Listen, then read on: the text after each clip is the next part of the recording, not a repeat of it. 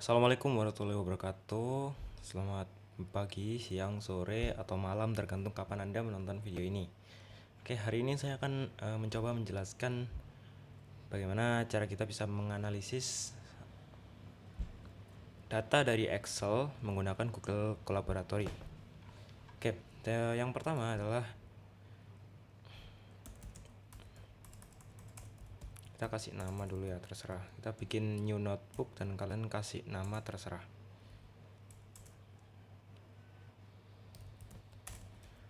Ya, yang kedua adalah kalian harus memastikan bahwa ini tersambung ke Google Drive kalian.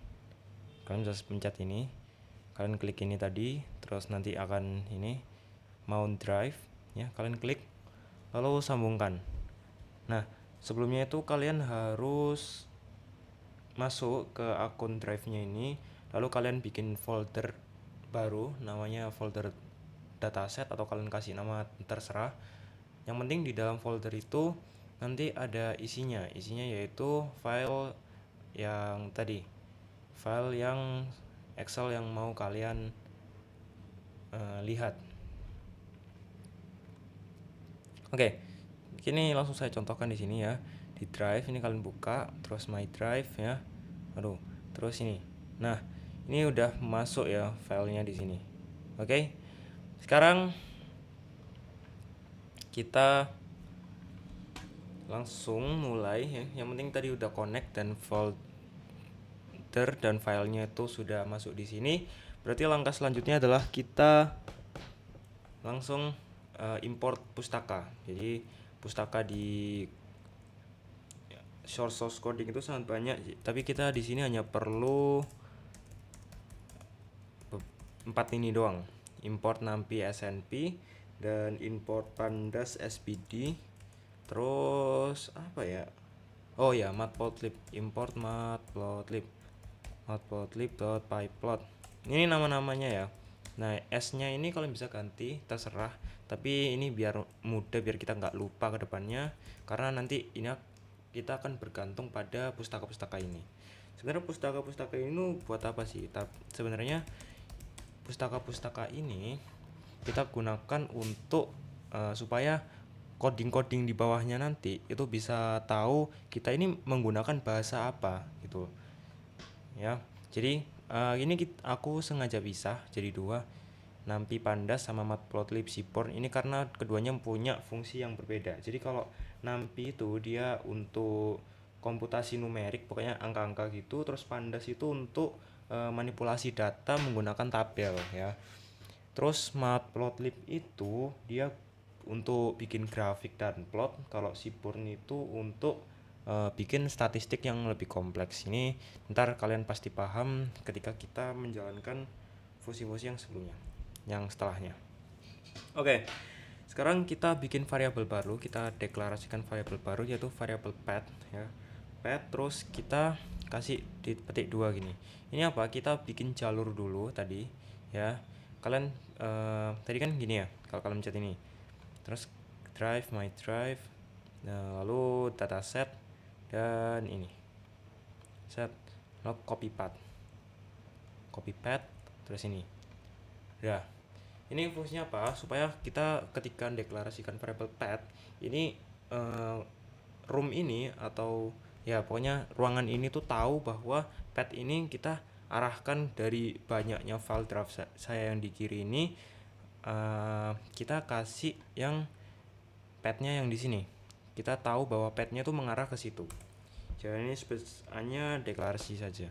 Terus kita deklarasikan variabel baru namanya .df atau kita sebenarnya ini namanya data frame ya. Jadi library pandas itu punya variabel data frame ya. Data frame ini bisa kita gunakan untuk memasukkan rumus. Jadi nanti pakai rumus seperti ini, read CSV. Jadi kalian nggak akan bisa memasukkan rumus read CSV kalau kalian nggak pakai data frame atau kalian nggak import pandas terlebih dahulu. Nanti dia bakal bingung, dia nggak tahu ya, karena memang kalau coding seperti itu. Terus kita kasih df head kayak gini. Ini tujuannya adalah supaya kita bisa ngintip 5 baris pertama itu isinya apa aja di data frame ini.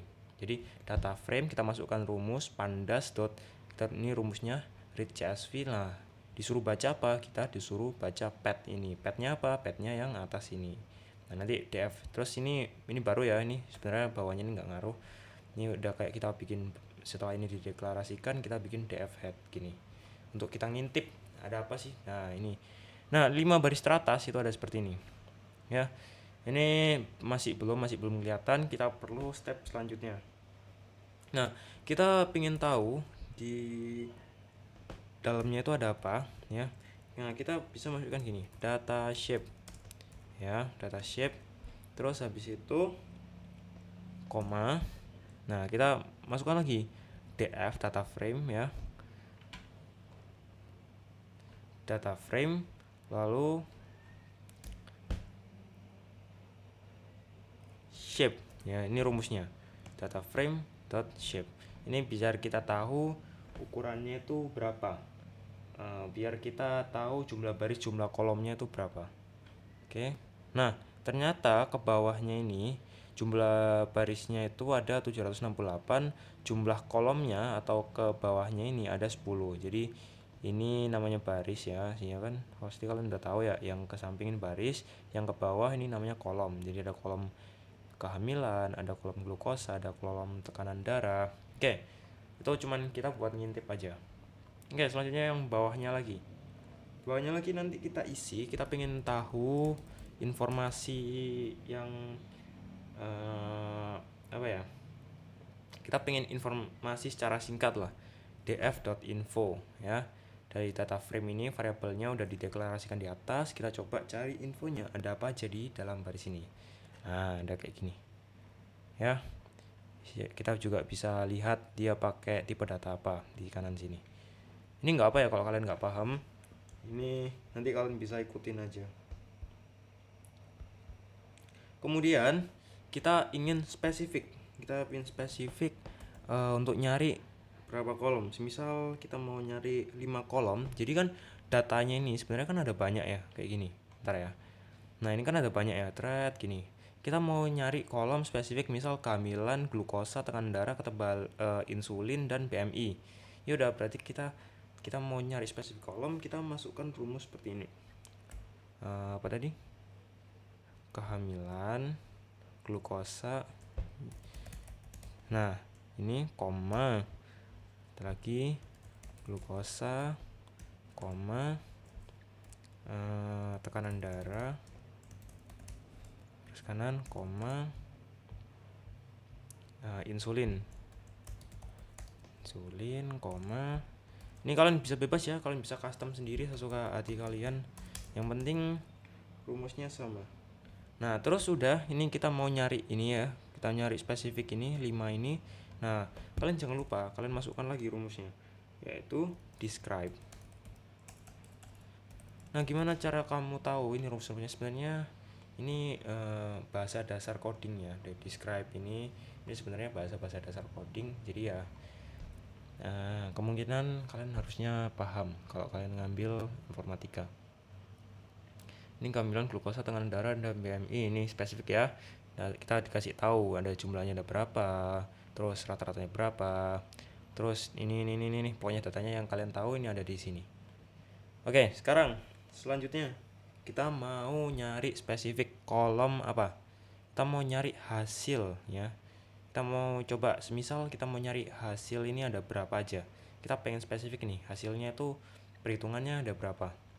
Contohnya gini, df ya, kita kasih hasil ya, dot value underscore counts ya. Ini kalian kan klik aja ini. Itu kalau kalian import library itu kalian bakal langsung diarahin, dia bakal ngeh kalau kalian tuh sebenarnya pengen ini. Jadi kalau kalian lupa pasti udah langsung diarahin sama dia. Nah, sekarang gini, hasilnya adalah 1 ini positif, 0 itu negatif. Berarti ini kalian bisa lihat, berarti jumlahnya nolnya dari 0 sampai berapa tadi? 768 ke bawah itu ada 500 dan yang positif itu ada 268 gitu. Lanjut, yang kedua adalah kita ingin mengolah ya data-data ini menjadi bentuk grafik. Jadi kita masukkan rumus gini. Ini figur ya. FIG, FIG itu figur dan AX ini subplot ya. Ini nggak apa kalau kalian nggak paham. Nah, tapi rumusnya itu seperti ini. Subplot. Nah, 1,2. Nah, ini kenapa saya masukkan 1,2? Itu gini. Jadi, kita mau bikin satu figur dan dua subplot itu disusun secara horizontal. Jadi ada satu baris ya dan dua kolom. Ya. Figur ini adalah menampung seluruh plot dan AX itu array-nya. Udah, kalau kalian nggak paham nggak masalah. Kita lihat dulu, ntar pasti panjang jalan nanti kalian bakal paham sendiri. Oke, biar kalian tahu nih gambaran awal dari mana. Nah, ntar dia bikin kalian ingetin ya, kita bikin dua gini, biar gampang. Ini adalah dua kertas kosong ya. Kita bikin dulu dua kertas kosong seperti ini. Oke. Ini adalah cuman bikin kayak blank space atau kalau kalian buka Word terus kalian plus blank space atau new notebook ya, kalian bikin dua kertas kosong ini. Nah, kemudian adalah kita kopas dulu ini. Kopas ya. Terus kita bikin kode baru di sini. Set. Nah, sekarang kita mulai masukkan ini bagian yang agak rumit ya. Dan jadi di sini idenya adalah aku mau kasih di sini ya, adalah untuk ngisi bagian ini. Terus yang bawahnya nanti di sini aku bakal mengasih bagian ini. Nah, coba aku pisah biar kalian bisa paham atau ngikutin. Nah, ini adalah rumusnya SNS count plot ya. Ini sebenarnya dapat dari mana? Dari ini source-nya. Kalian bisa cek di Google ya. Kalau kalian butuh, kalian nggak apa-apa sebenarnya lihat di Google. Ini ada kayak gini. Di Google ini ada SNS. Nah, kalian bisa lihat di sini SNS Complot Titanic X Class. Nanti jadinya bakal kayak gini. Ya, kalian tinggal kopas saja atau kalian ikutin dan kalian coba-coba di Google Colab kalian. Kalau saya pakainya kayak gini. Data df ya, X sama dengan hasil. Kita mau masukkan kolom hasil dan kita masukkan array-nya, array berapa? Sama dengan AX, array-nya itu AX 0. Ini maksudnya apa? AX 0 ini adalah bagian yang kiri, array. Jadi ini. Jadi satu figur ya, satu figur ini gini, satu kotak ini semua. Ya, lihat guys. Nah, subplot itu adalah ini. Satu, ini subplot 1, ini subplot 2. AX 0 itu adalah subplot 1 dan AX 1 adalah subplot 2. Oke, nggak masalah kalau kalian nggak paham. Nanti kalian bisa ulang-ulang aja videonya kalau nggak paham ya. Sekarang kita masukkan untuk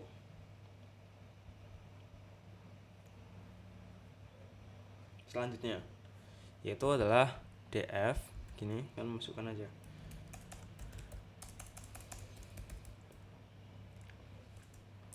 Bentar ya, aku juga agak lupa. Bentar aku lihat dulu. Counts plot pi. Ini untuk ngasih diagram lingkaran pi ya. Terus explode. Sebenarnya kalian juga nggak harus paham karena ini kerjaannya data analis. Cuman saya berbagi info kepada kalian. Semoga bisa dipahami. Untuk kalau kalian nggak tahu, kalian silahkan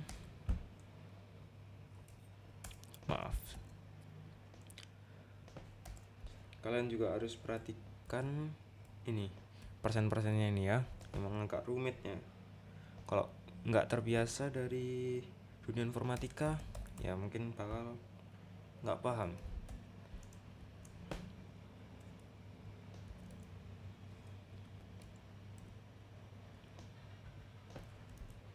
Tapi nggak apa-apa, semua orang berhak untuk belajar. Kalau kalian nggak tahu silakan tanya ke komen aja ya. Kalian silakan komen di bawah. Oke, udah. Terus jangan lupa PLD show. Jadi ini untuk ngisi yang kiri, ini untuk ngisi yang kanan. Gas. Ups, apa nih? Kenapa kok salah? Nih, kalian bisa lihat kesalahan yang ada di bawah sini. Invalid syntax. Berarti ini ada yang salah, guys. Bentar ya.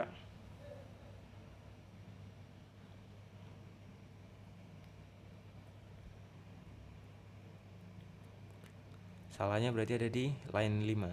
Ini 1 2 3 4 5. Berarti kita coba cek di sini apa yang salah.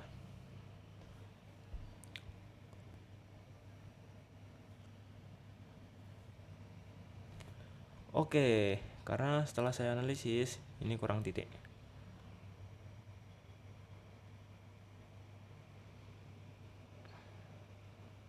Oke, kita lihat dulu apa yang salah lagi. Unusable type list. Sebentar ya.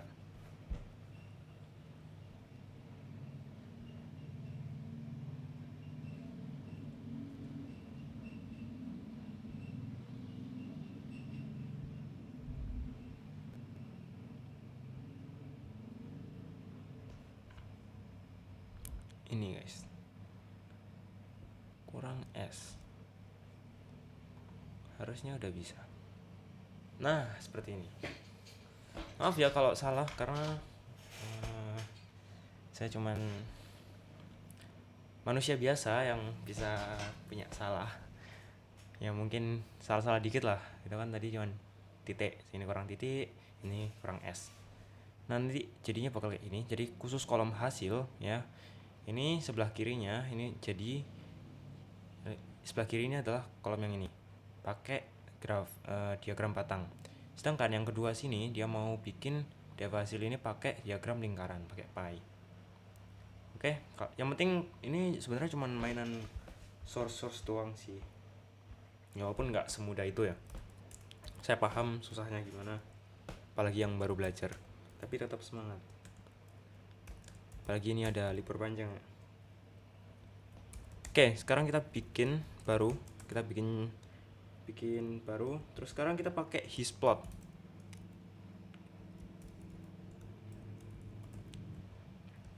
Ini lagi-lagi saya dari ini ya, sumbernya saya dapetin dari Google. Ya, karena ya saya nggak mungkin hafal semuanya. Tapi habis ini nanti saya jelasin sumbernya dari mana. Jadi hisplot ini kalian bisa lihat tujuannya untuk apa. Jadi tujuannya itu untuk untuk bikin histogram. Jadi histplot ya, itu histogram. Jadi kita pakai library Seaborn untuk kolom umur. Oke, bisa dipahami. Jadi nanti di umur-umur itu kita bakal lihat gambarnya seperti apa. Coba kita masuk. Nah, jadi bikin histogram. Histogram itu bedanya sama diagram batang adalah histogram itu nempel kayak gini.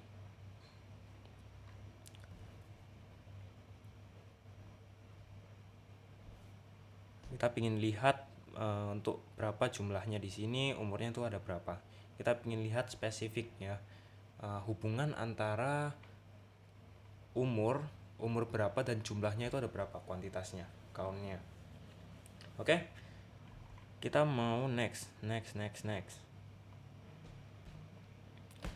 Nah, kita coba deh, kita buktikan dengan data yang lain.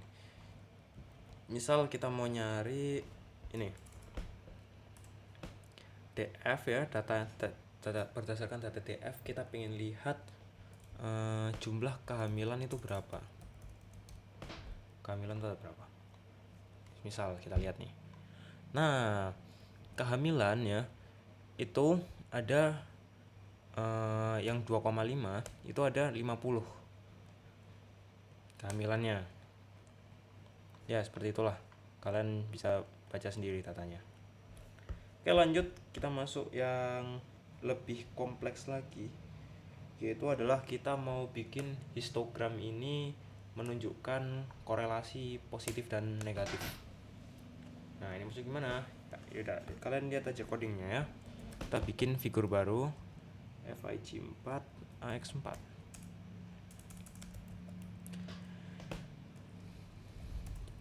Bentar, ini record gak?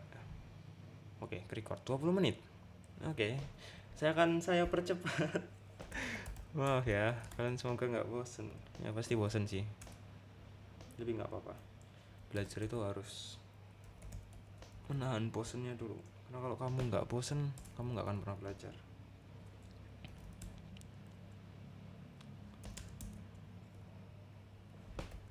Nah, kita masukkan tekanan darah, terus hue itu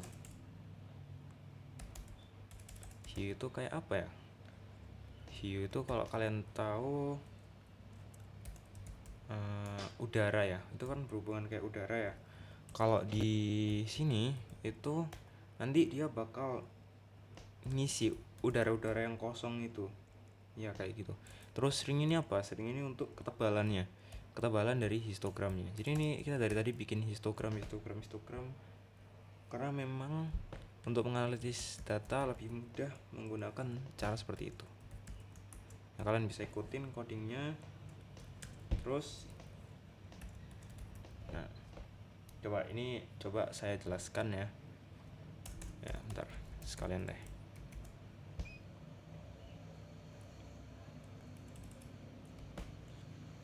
Oke, sekarang saya mau coba jelaskan gimana ini maksudnya.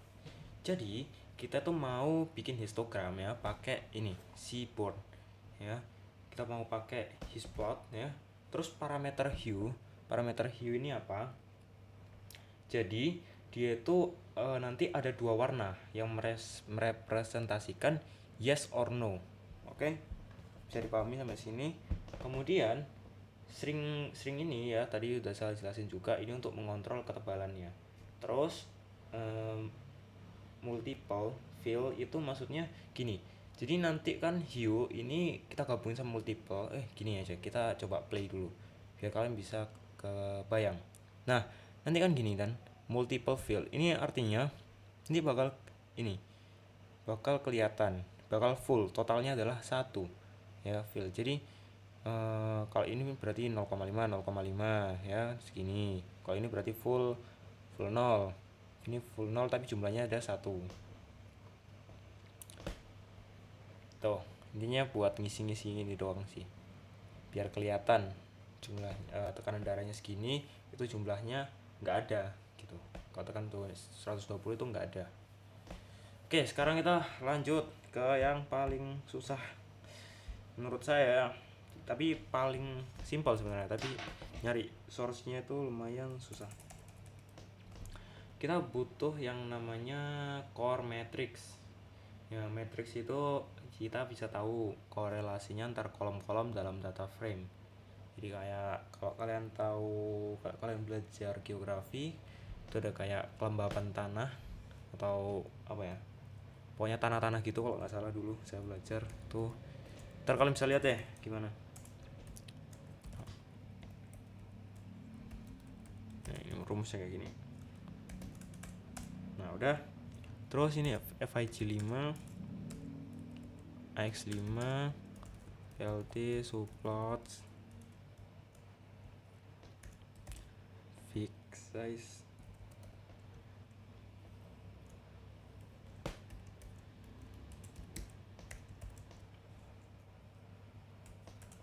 Terus kita coba data plot. Ini kalau kalian bingung dapatnya dari mana, lagi-lagi saya bilang kalian tinggal Google ya. Kalian tinggal cari di source kayak gini, di Stack Overflow ya biasanya. Terus kalian bisa lihat di Matplotlib. Kalian sesuaikan saja sama kebutuhan kalian. Kalian butuhnya apa. Nah, ini untuk rumus heatmap.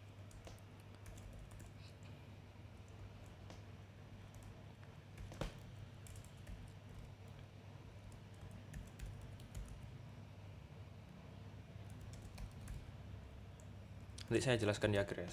Saya kasih dulu ini kodenya gimana.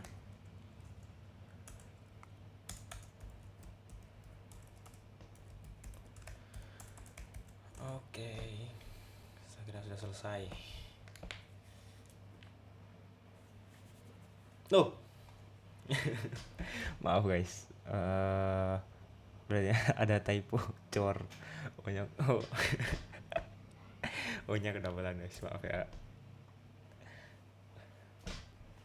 Nah, nih kayak gini ini yang saya maksud. Jadi hubungan-hubungannya itu nanti seperti ini. Ini bisa kelihatan ya.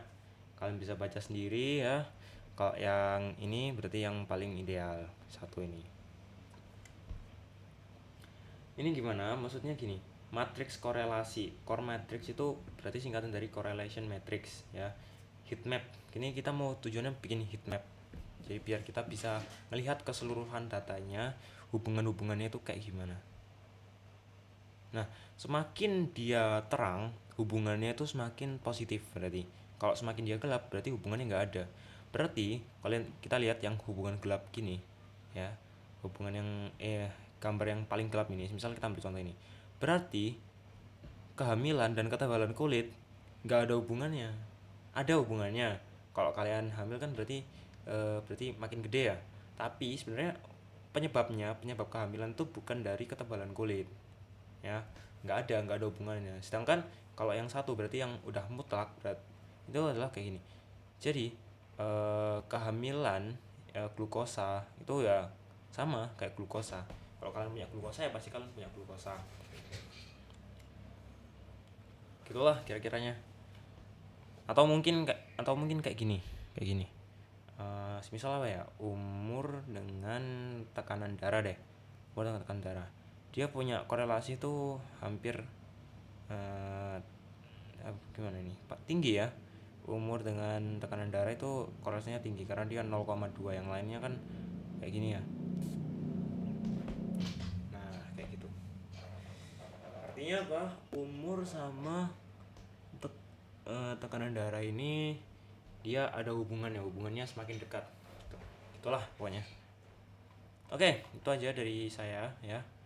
Kayaknya dari udah panjang banget ini, berapa menit ya, 27. Semoga nggak bosan kalian ya, rumusnya ada di sini semua. Oke, itu aja dari saya, terima kasih, semoga kalian bisa dipahami. Kalau kalian nggak paham nggak apa-apa, kalian bisa tanya di bawah, kalian bisa tanya di komen, pasti nanti aku bantu, aku bales. Dan mungkin kalau kalian tanya, bang ini kok salah, nanti saya bantu. Oke, itu aja dari saya Fauzan, absen 18 dari kelas 8 SMA Negeri 5 Surabaya, pamit undur diri. Terima kasih, semoga bermanfaat. Wassalamualaikum warahmatullahi wabarakatuh. Selamat belajar.